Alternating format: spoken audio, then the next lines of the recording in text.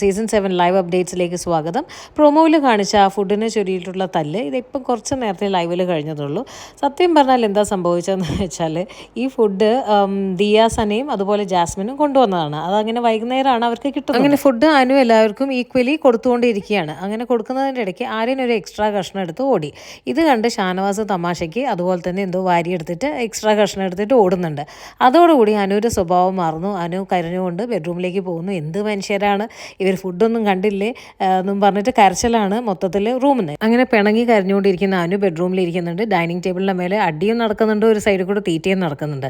അക്ബറും ഷാനവാസും അനീഷും എല്ലാം പൊരിഞ്ഞ അടിയെല്ലാം കണ്ട് ചിരിച്ചുകൊണ്ടിരിക്കുന്ന നൂബിനെ കാണിക്കുന്നുണ്ട്. പിന്നെ ബിന്നിയും ആര്യനും ഒരു സൈഡിൽ കൂടെ തല്ല് കൂടുന്നുണ്ട്.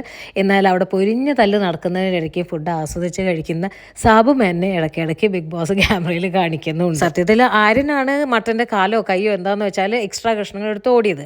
പക്ഷെ പിന്നീട് അത് ആര്യൻ വളച്ചൊടിച്ച് തിരിച്ചു അങ്ങോട്ടേക്ക്, ഞാനത് എടുത്തത് എക്സ്ചേഞ്ച് ചെയ്തിട്ട് അങ്ങോട്ടേക്ക് തന്നെ ഇട്ടിട്ടുണ്ട് എന്നുള്ളത്. അങ്ങനെ അവസാനം എന്തായി, ഷാനവാസ് കുറ്റക്കാരനായി എല്ലാവരുടെയും മുൻപിൽ.